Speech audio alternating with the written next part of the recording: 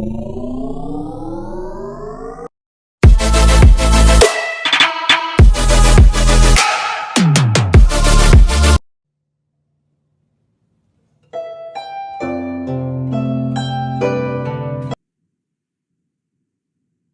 Assalamualaikum warahmatullahi wabarakatuh. Nama saya Noda Bita binti Muhammad Nazri daripada DPSU 3A. Okey, hari ini kami akan membuat sedikit perbincangan mengenai permasalahan khunsa dan mukhannas dalam melakukan ibadah haji dan umrah. Baiklah, saya akan teruskan dengan pengenalan yang dibentangkan oleh sahabat saya. Assalamualaikum warahmatullahi wabarakatuh. Saya Nur Natasha binti Muhammad Kamal daripada DPSU 3B. Saya akan menceritakan pengenalan dan definisi khunsa dan mukhannas.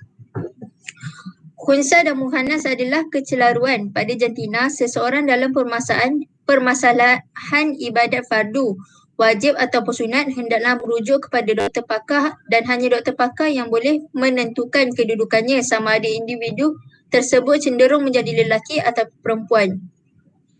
Penyakit ini adalah seseorang yang mempunyai dua kemaluan, iaitu kemaluan lelaki dan juga kemaluan perempuan. Ataupun seseorang yang tidak memiliki kedua-duanya dan dia mempunyai lubang yang keluar daripadanya air kencing. Contoh kes yang terdapat ialah pesakit itu didapati memiliki ovari dan uterus wanita dan lelaki. Kes yang lain adalah seseorang itu didapati memiliki kromosom 46XY yang mengesahkan dia membawa genetik lelaki. Wanita itu membuat pemeriksaan perubatan di hospital kerana bimbang tidak pernah datang haid. Pemeriksaan dan ujian genetik mengesahkan dia memiliki kromosom 46 iaitu kromosom lelaki. Pesakit kemudian diberi rawatan pakar mengikut kategori kes masing-masing. Latar belakang keluarga dan faktor perubatan perlu diambil kira sebelum jantina seseorang pesakit diputuskan sama ada menjadi lelaki ataupun perempuan. Bagi mukhannas, semula jadi atau yang disengajakan yang telah melakukan peribadahan, maka hukum individu tersebut hendaklah mengikut hukum asal kejadian dirinya. Bagi golongan mukhannas yang ingin menunaikan haji, hendaklah bertaubat kepada Allah SWT, mempelajari ilmu dan hukum syarak, mentaati perintah Allah SWT, menjauhi maksiat dan bersahabat dengan golongan yang baik. Isu kecelaruan jantina menjadi sebahagian daripada masalah sosial yang ada pada hari ini. Ia bukan sahaja menjadi masalah pada individu terbabit, keluarga atau masyarakat, malah negara amnya. Oleh itu pentingnya kita mengetahui identiti diri sendiri. Next. Saya teruskan dengan definisi. Definisi khunsa. Istilah khunsa berasal dari perkataan Arab khunsa yang bererti lembut. Menurut Kamus Dewan, khunsa diartikan sebagai orang yang mempunyai dua alat kelamin. Golongan istimewa ini diciptakan Allah SWT sebagai sebahagian daripada bukti kekuasaan Allah SWT kerana mereka mempunyai ciri fizikal dan naluri yang istimewa sejak lahir. Dalam Al-Mawsu'ah Al-Fiqhiyah Al-Kuwaitiyah menyatakan khunsa dari segi bahasa ialah yang tidak murni lelaki dan tidak juga murni wanita. Dari segi bahasa ialah yang tidak atau seseorang yang mempunyai semua yang ada pada lelaki dan semua yang ada pada wanita dari sudut kelembutan. Dari segi istilah syarak pula, mereka yang mempunyai dua alat kelamin, iaitu alat kelamin lelaki dan wanita, atau mereka yang tidak mempunyai kedua-dua alat kelamin berkenaan tetapi mempunyai lubang untuk kencing. Menurut Al-Imam Al-Nawawi di dalam Al-Majmu' Bab Miraj As-Sobah menyatakan khunsa ialah mereka yang mempunyai kemaluan lelaki dan kemaluan wanita. Manakala menurut Al-Imam Al-Sayyuti, jika disebut lafaz khunsa secara mutlak, ia bermaksud khunsa muskil. Seterusnya, next slide. Mukhannas, lelaki berperwatakan wanita, bukan khunsa. Menurut Al-Mawsu'ah Al-Fiqhiyah Al-Kuwaitiyah ini lagi, khunsa itu tidak sama dengan lelaki lembut atau lelaki yang berperwatakan wanita. Lelaki begini dinamakan sebagai mukhannas. Mukhannas ialah lelaki yang menyerupai wanita, lemah gemalainya, tutur katanya, cara melihatnya, pergerakannya dan seumpamanya. Mukhannas bukanlah khunsa, mereka adalah lelaki. Contohnya dia berpakaian seperti perempuan, pakai barang kemas, alat solek, gaya jalan dia lenggak-lenggok macam tu Muannas yang lelaki berpuasa ke wanita ni. Terdapat hadis sahih dari Nabi SAW yang melaknat Muannas, antaranya adalah riwayat Al-Bukhari, Ahmad dan Abu Daud. Maksudnya dari Ibnu Abbas radhiyallahu anhu katanya Nabi SAW melaknat laki-laki yang menyerupai wanita dan perempuan yang menyerupai laki-laki. Istilah pertama yang digunakan ialah al-mutasyabih. Dari Ibnu Abbas dia berkata Rasulullah SAW melaknat lelaki yang menyerupai perempuan dan perempuan yang menyerupai lelaki. Hadis riwayat Bukhari. Perkataan al-mutasyabih berasal daripada perkataan tasyabuh yang bermaksud menyerupai sesuatu. Justeru, istilah al-mutasyabih digunakan bagi kedua-dua jantina, lelaki dan perempuan yang menyerupai jantina yang berlawanan dengannya. Menurut Imam Al-Nawawi, hadis ini ditujukan kepada lelaki yang sengaja menyerupai perempuan dan dia memilih dengan sifatnya itu, al-mutasyabihin. Dan juga perempuan yang sengaja menyerupai lelaki al-mutasyabihat. Istilah kedua adalah al-mukhannas. Dari Ibnu Abbas, Rasulullah SAW melaknat lelaki yang menyerupai perempuan daripada kalangan lelaki dan melaknat orang yang menyerupai lelaki daripada kalangan perempuan. Lalu Nabi SAW mengatakan, keluarkanlah usir mereka dari rumah kamu. Maka Rasulullah SAW mengeluarkan fulan dan Umar mengeluarkan fulan. Hadis riwayat Bukhari. Imam Al-Nawawi menyatakan mukhannas adalah lelaki yang dalam pergerakan penampilan dan bahasanya membawa perwatakan wanita. Like pondan. Seterusnya, mereka ini terbagi kepada dua kelompok, iaitu pertama, seseorang yang mempunyai ciri kewanitaan secara semula jadi. Dia lembut daripada kecil sifat dia memang macam tu daripada kecil. Dia punya gaya, cara dia bercakap semua memang dari kecil, memang lembut. So itu yang dikatakan semula jadi. Maksudnya kat situ dia tak mengada-ngadakan sifat tu. Bagi kelompok ini tidak ada kesalahan, dosa dan jangan malu dengan apa yang dijadikan ke atasnya selagi tidak melakukan perbuatan haram, misalnya terbabit dengan pelacuran. Kelompok kedua adalah berperwatakan seperti wanita dengan tujuan tidak bermoral dan dikira melakukan dosa dan patut dikesalahkan. Yang ini dia lebih kepada dia terus memang full perempuan dia tukar semuanya. Dari atas sampai bawah dia tukar semuanya. So dia memang berdosa kat situ. Menurut Ibnu Hajar Al-Asqalani, muhannas yang dimaksudkan dalam hadis itu adalah golongan lelaki yang meniru perwatakan, pakaian, perbuatan dan gaya percakapan wanita dengan sengaja dan berkecenderungan pada perlakuan erotik juga seksual. Golongan inilah yang dikutuk oleh Rasulullah SAW.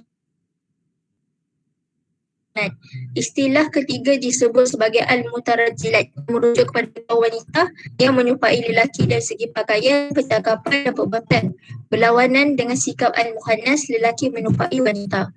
Itu sahaja daripada saya. Saya teruskan dengan saudari Putri Damia. Terima kasih saudari Natasha. Assalamualaikum warahmatullahi wabarakatuh. Saya Putri Adriana Damia binti Muhammad Zaini dari kelas di PSU 3A. Okay, saya teruskan dengan dalil-dalil serta hikmah khunsa dan muhannas dalam permasalahan ibadah haji. Okey, seperti yang kita tahu, haji ni merupakan rukun Islam yang kelima. Ia merupakan salah satu kefarduan yang wajib lah untuk kita lakukan dia dan mempelajari daripadanya lah. Sesiapa yang mengingkari adalah semestinya kafir dan keluar daripada Islam. Firman Allah Subhanahu Wa Taala yang bermaksud, dan Allah mewajibkan manusia mengerjakan ibadah haji dengan mengunjungi Baitullah, iaitu sesiapa yang mampu sampai kepadanya.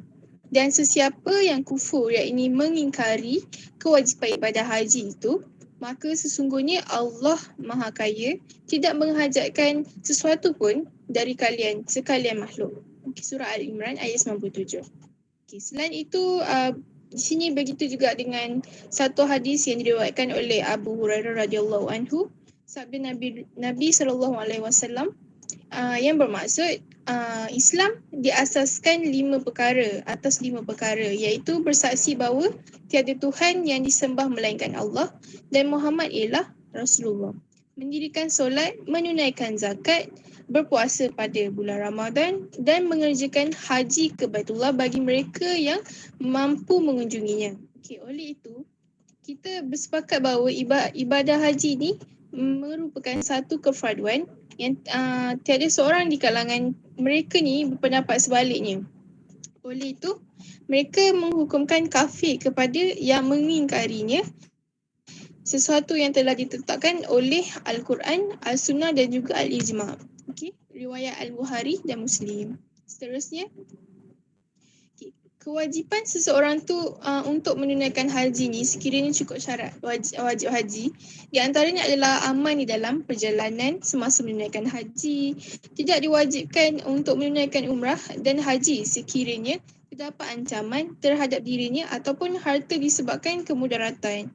Okay, firman Allah Subhanahu Wa Taala surah Al-Baqarah ayat 195 bermaksud, dan belanjakanlah apa yang ada pada kamu kerana menegakkan agama Allah. Dan janganlah kamu sengaja mencampakkan diri kamu ke dalam bahaya. Selain itu, al-istita'ah yakni kemampuan juga memainkan peranan yang sangat penting dalam menentukan kewajipan ke atas seseorang itulah. Selain itu, firman Allah Subhanahu Wa Taala yang bermaksud, dan Allah mewajibkan manusia mengerjakan ibadah haji dengan mengunjungi Baitullah, iaitu sesiapa yang mampu sampai kepadanya. Surah Al-Imran ayat 97. Okey.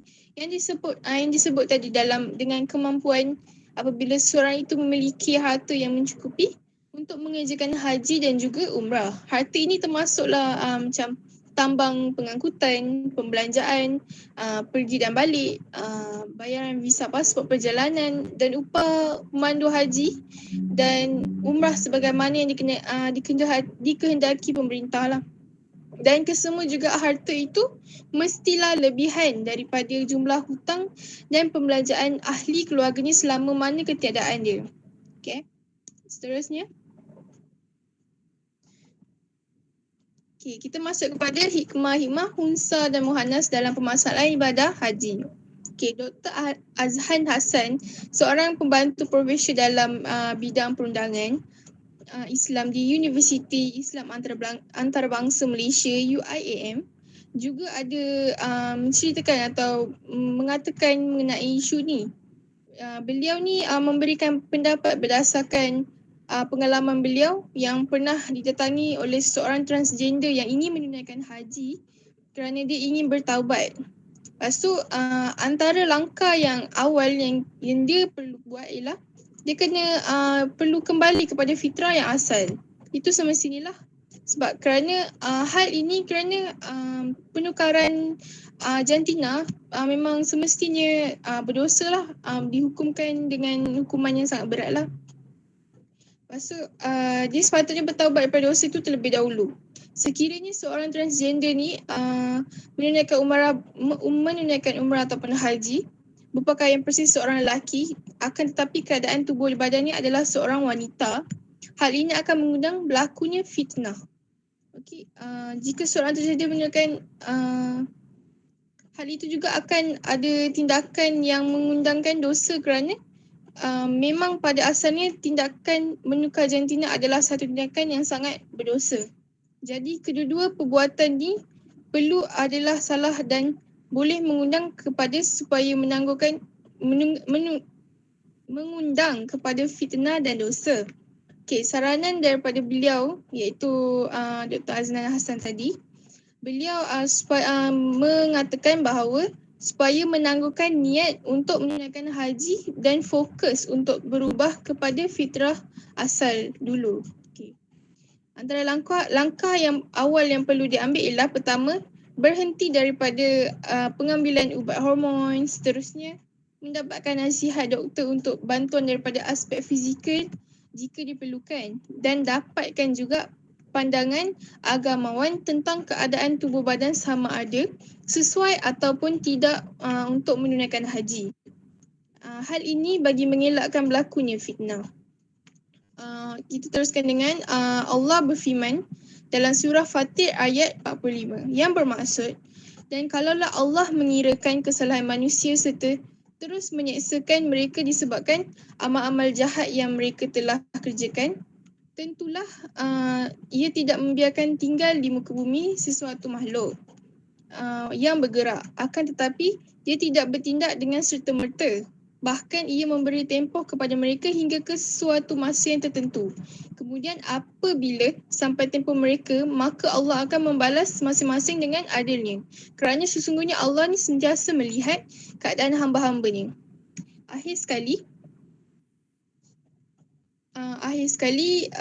antara hikmah yang boleh kita ambil daripada isu ini, kita seharusnya jujur dalam melakukan ibadah dan tidak melawan fitrah yang telah ditetapkan oleh Allah sejak azali lagi. Selain itu, kita haruslah mengambil peringatan dan teladan berdasarkan kisah-kisah umat terdahulu yang telah diazab oleh Allah Subhanahu Wa Taala kerana telah melanggar perintah Allah dan melampaui batas. Tidak mustahil suatu hari nanti kita juga akan dikenakan nasib yang sama ataupun lebih lagi sekiranya kita terus-terusan lalai dan ingkar kepada perintahnya. Okay. Jadi kat sini kita seharusnya sentiasa memberi peringatan sesama manusia untuk terus berada di landasan yang benar dan lurus. Sekian sahaja daripada saya teruskan kepada pembentang seterusnya. Assalamualaikum warahmatullahi wabarakatuh. Saya Nordabita binti Muhammad Nazri. Baiklah, saya akan membentangkan bab 2 yang bertajuk perbincangan ulama mengenai unsa dan mukhannas dalam melakukan ibadah haji. Baiklah. Menurut Imam An-Nawawi pada awal mukadimah kitabnya, menyeru kepada bakal haji dan umrah supaya bertaubat daripada segala maksiat dan segala perkara yang makruh serta berusaha mengislahkan diri. Ini bermaksud terdapat berbagai ulama menyatakan setiap orang yang ingin mengerjakan haji dan umrah haruslah berniat untuk pergi ke sana untuk menyucikan segala dosa-dosa yang telah mereka lakukan. Selain itu juga, dengan adanya permasalahan khunsa dan mukhannas ni, Islam juga banyak mengeluarkan cara-cara nak mengenali khunsa dan mukhannas dengan yang benar. Selain itu, dengan adanya khunsa dan mukhannas ni, pelbagai isu telah timbul dalam melakukan sesuatu ibadah. Okey. Dalam urusan ibadah ni, kita wajib mengikut syarak, bukannya mengikut hati dan perasaan, apatah lagi jika seseorang itu dikenali ramai, sudah tentu apa dua bentuk tindakannya yang akan diperhatikan oleh orang sekeliling. Yahya bin Sa'id Al-Ansari berkata, la taf'alu fa innaka imamam manzur laika, yang bermaksud jangan berbuat sesuatu tanpa berfikir terlebih dahulu kerana anda di hadapan mereka yang memerhatikan anda. Sebagai contoh yang boleh saya cakap, wajib bagi seseorang transgender iaitu mukhannas menunaikan umrah dengan jantina asalnya walaupun umrahnya sah jika mematuhi rukun umrah dan perbuatannya tapi perbuatan dia tetap haram dan dikira dosa disebabkan dia punya identiti diri. Malah dia boleh dikenakan dam kerana melanggar wajib umrah. Masalah ini disebut oleh para fuqaha. Dia boleh dikenakan sebagai infiqah al-jihah, hukum yang berpecah kepada beberapa bahagian. Ini juga bertepatan dengan resolusi muzakarah haji peringkat kebangsaan kali ke-28 musim haji. Khunsa dan mukhannas dalam permasalahan ibadah haji, muzakarah menyimpulkan bahawa bagi mukhannas semula jadi ataupun disengajakan telah melakukan pembedahan tukar jantina ataupun tidak, dan kes menukar jantina dengan melakukan pembedahan bukanlah disebabkan keharusan syarak, dan maka hukum individu tersebut termasuklah ibadah haji dan umrah hendaklah mengikut hukum asal kejadian dirinya. Dalam konteks isu ni dan yang kita semua tahu, seperti isu Muhammad Sajjad yang menggelar dirinya seorang wanita wajib secara syarak sebagaimana pun yang termaktub di dalam Al-Quran dan hadis untuk beribadah dan berpakaian seperti lelaki. Macam isu sajak ni, banyak pihak dah menggelidik tentang identiti diri yang sebenar dan terbukti yang dia ni seorang lelaki. Dan pihak berkenaan dah menjatuhkan hukum yang dia ni haruslah nak melakukan ibadah haji dan umrah ni dalam berpakaian lelaki kerana style jantina dia ialah seorang lelaki. Dan dia telah menukar jantina. Itu menyebabkan timbulnya dosa dan haram di sisi Islam. Okay, next slide. Okay, sebelum saya lanjutkan ceritakan pendapat ulama dalam cara kita nak pilih jantina ni, saya akan cerita sedikit mengenai jenis-jenis unsa dan mukhannas ni. Baiklah, unsa ni dia ada dua jenis, iaitu unsa ghairul muskil, iaitu jantina yang jelas. Sama ada lelaki ataupun wanita melalui beberapa tanda. Jika terdapat tanda bahawa dia adalah lelaki, maka dia adalah lelaki. Kalau ada tanda wanita, maka dia adalah wanita. Golongan ini adalah lelaki ataupun wanita yang mempunyai anggota tubuh yang lebih. Dari segi hukum hakam yang berkaitan dengan jantina, maka mereka dihukumkan berdasarkan apa yang nyata dari tanda jantina mereka. Selain itu, unsa muskil, iaitu jantina yang tidak jelas. Tidak ada tanda-tanda untuk mengenal pasti jantina seseorang individu itu. Unsa muskil ini sama ada mempunyai dua alat kelamin, lelaki dan wanita. Namun tidak ada tanda alat kelaminnya cenderung ke arah ke mana-mana jantina, sama ada ke arah wanita ataupun lelaki. Dan dia tidak mempunyai alat kelamin sama sekali. Yang hanya ada adalah lubang untuk kencing. Baik, ini untuk mukhannas pula ada dua golongan.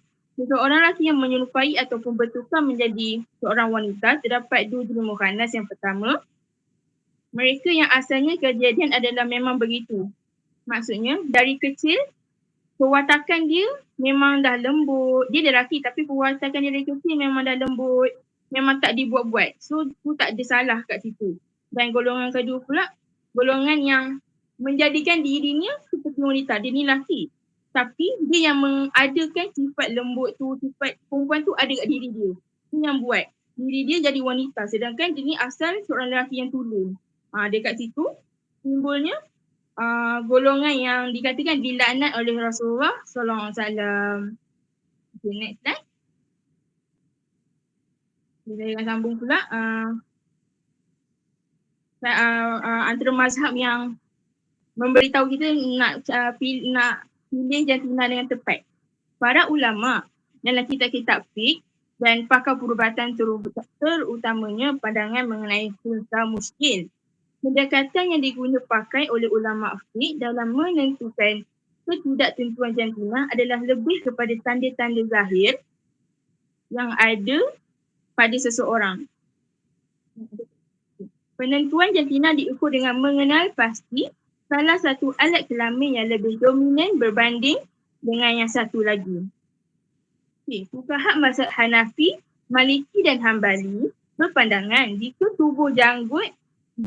seseorang lelaki ni, seorang individu unsa ini tumbuh janggut dan misai, maka individu tersebut dah dikira lelaki. Ada je misai apa tambah dia tanda-tanda ni lelaki ni, dah dikira ni unsa ni seorang lelaki.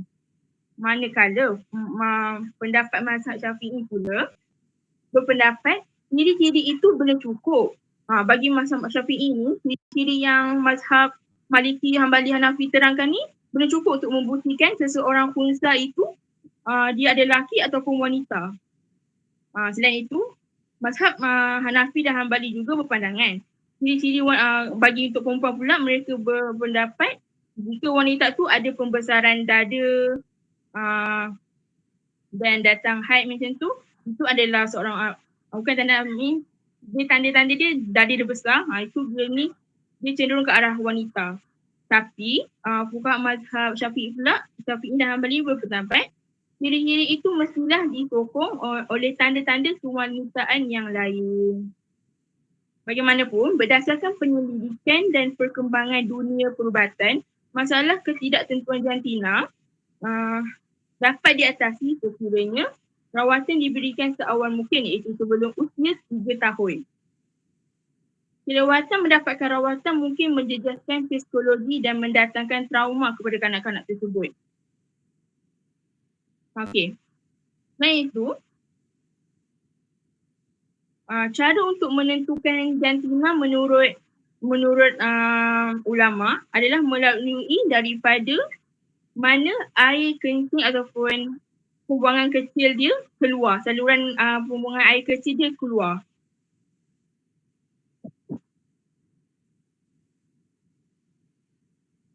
Dan dengan adanya saluran air kecil itu keluar, itu adalah salah satu petunjuk yang tepat sama ada dia lelaki ataupun perempuan. Menariknya, Wahbah Al-Zuhaili mengemukakan pandangan bahawa perkembangan bidang perubatan melalui kajian membolehkan pembedahan dilakukan bagi menentukan jantina khunsa muskil, manakala Ibnu Qudamah dalam kitab Al-Mughni menyebut bahawa penentuan jantina sama ada lelaki ataupun perempuan dapat dikenal pasti berdasarkan salah satu daripada alat kelamin yang lebih dominan keluar air kencing. Maksudnya, kalau individu tu keluar air kencing di alat kemaluan wanita, maksudnya dia ini adalah seorang wanita. Manakala kalau keluar di tempat di sebaliknya, mana dia lelaki. Itu pendapat sains. So, kalau dia keluarnya air kencing di dekat wanita, so dia boleh buat pembedahan dan membuang alat sulit lelaki. So, dia akan menggunakan satu alat sulit sahaja. Dan selain itu juga, akhir sekali, penentuan jantina khunsa muskil ini dapat ditentukan ketika sampai umur balik seseorang itu, iaitu individu yang, contohnya untuk wanita, individu yang mengalami haid dikira perempuan. Maksudnya kalau individu khunsa itu datang haid, maksudnya diri dia cenderung ke arah wanita kerana dia datang haid. Dan ataupun kalau ciri-ciri kelakian, keinginan, dan kalau dia ni tak datang haid dan keinginan dan perwatakan ni seperti lelaki, maka maksudnya dia ni cenderung dia ke arah lelaki. Dari situ ulama beri cara kita cara memilih jantina yang tepat untuk golongan khunsa dan mukhannas ini.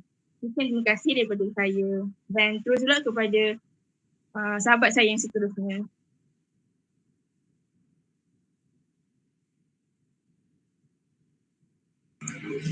Terima kasih kepada Nur Davita. Sekarang ini saya akan menerangkan kesan khunsa dan mukhannas dalam permasalahan ibadah haji. Kesannya adalah mendapat pandangan yang negatif atau dipandang rendah oleh orang yang beragama Islam. Ini kerana Allah Subhanahu Wa Taala telah mencipta manusia dengan berbagai etnik, agama, budaya dan keturunan. Di dunia ini juga memiliki pelbagai agama iaitu ada Islam, Kristian, Buddha dan banyak lagi. Tanah Arab merupakan tanah suci kerana semua umat Islam ingin pergi ke sana untuk menunaikan ibadat haji. Jika kita sendiri sebagai umat Islam yang melakukan kesalahan atau membuat perkara-perkara yang melanggar syarak, hukum yang telah ditetapkan dan perkara tersebut menjadi heboh atau hangat di seluruh dunia Islam, ia akan memberi impak dan perspektif yang buruk terhadap agama kita sendiri. Contoh impak yang telah memberi kesan kepada permasalahan ibadat haji ialah seluruh dunia Islam menghormati Malaysia kerana pengurusan haji dan umrah yang amat sistematik.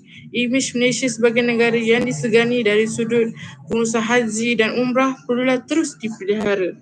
Sebarang tindakan yang dilakukan oleh jemaah haji dan umrah boleh memberi impak kepada hubungan baik dan kerjasama antara Malaysia dan Arab Saudi. Oleh itu, janganlah sesekali menyebabkan tercetusnya sangkaan yang buruk kepada Malaysia.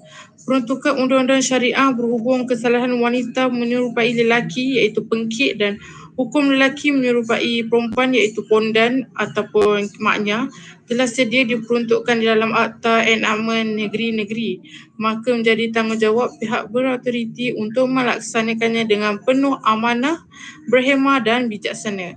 Isu tentang ahli perniagaan kontroversi Muhammad Sajid Kamaruzaman atau lebih kita kenali sebagai Nur Sajid sedikit sebanyak memberi perspektif negatif kepada negara, memandangkan imej Malaysia dihormati dunia Islam dari aspek pengurusan haji dan umrah yang amat sistematik. Imej Malaysia sebagai negara yang disegani dari sudut pengurusan haji dan umrah perlu terus dipelihara. Sebarang tindakan yang dilakukan oleh jemaah haji dan umrah boleh memberi impak kepada hubungan baik serta kerjasama antara Malaysia dengan Arab Saudi. Oleh itu, janganlah kita sesekali menyebabkan tercetusnya sangkaan buruk terhadap Malaysia. Katanya Zulkifli memaklumkan pejabat mufti wilayah Persekutuan yang mengadakan pertemuan dengan Jabatan Pendaftaran Negara JPN semalam mendapati butiran jantina Muhammad Sajid Ila dalam kad pengenalan didaftarkan sebagai lelaki. Semakan lanjut, pada sisi kelahiran beliau juga mendapati dikemukakan Muhammad Sajid membuktikan beliau dilahirkan sebagai lelaki dan diorang cek doktor pun dia Muhammad Sajid ni tak ada kemukakan sebarang dokumen rasmi perubatan yang mengatakan dia adalah seorang wanita. Berdasarkan arahan JPN bilangan 9/2007 perenggan 5.7.1, pindaan jantina dalam kad pengenalan adalah tidak dibenarkan kecuali atas perintah mahkamah. Kita ni tak boleh suka hati je nak tukar jantina kita kat atas kad pengenalan. Hanya mahkamah saja yang boleh putuskan sama ada kita ni perempuan ataupun lelaki.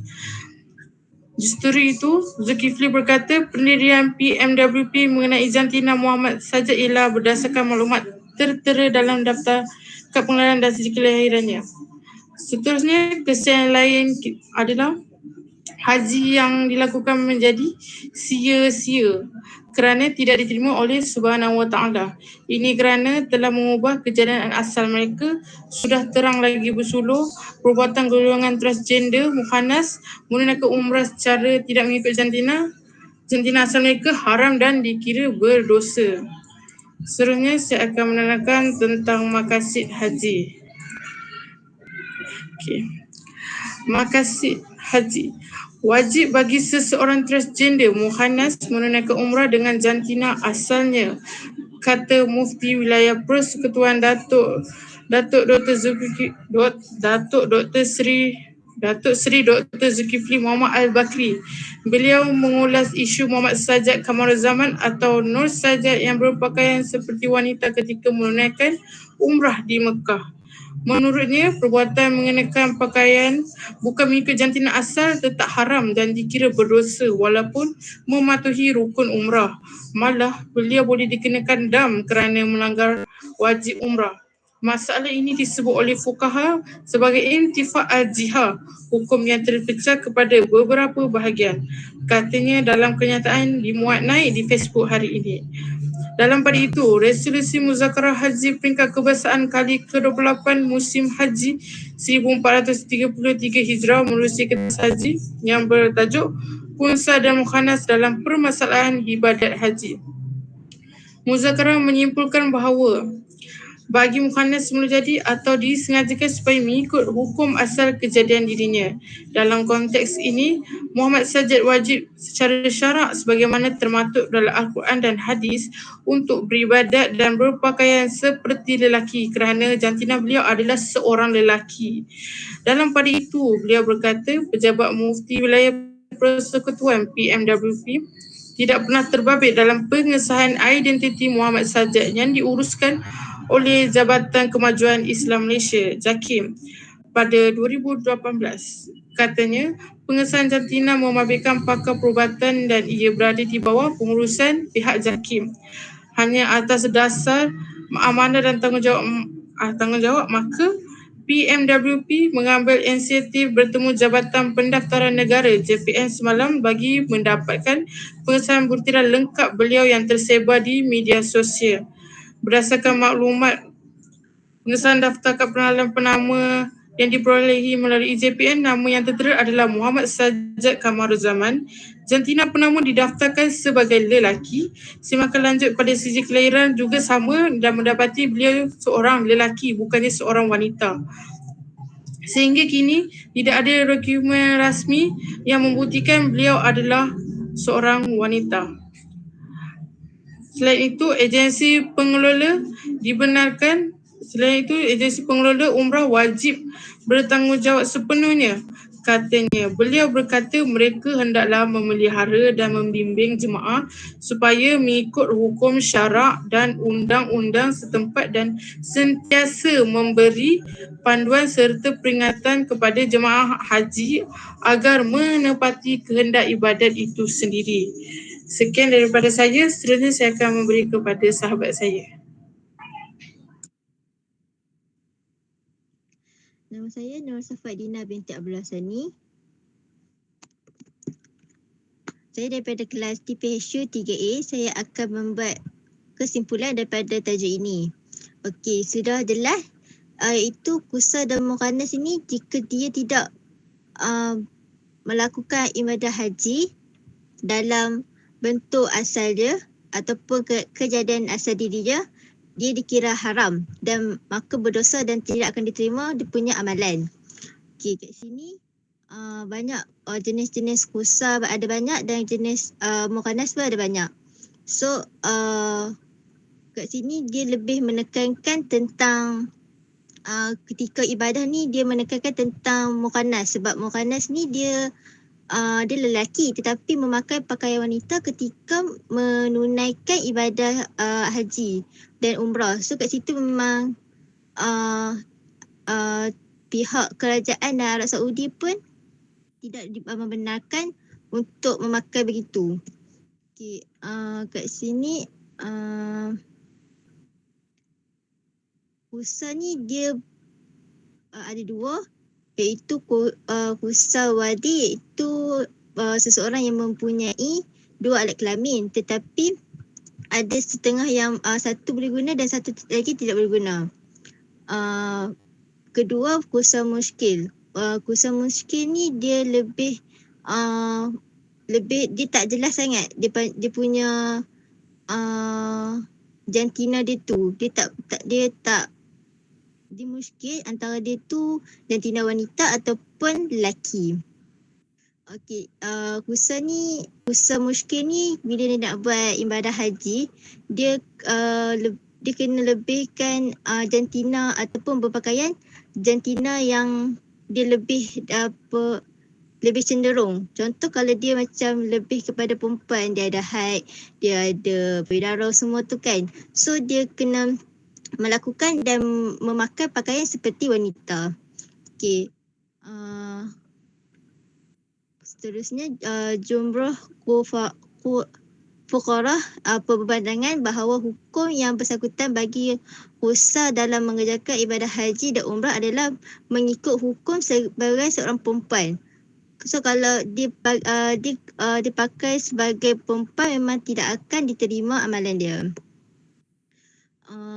Menunaikan haji dan umrah ni ia dapat mencapai kejayaan hidup di dunia dan akhirat sekiranya kita mampu menunaikan seluruh ibadah dengan sempurna.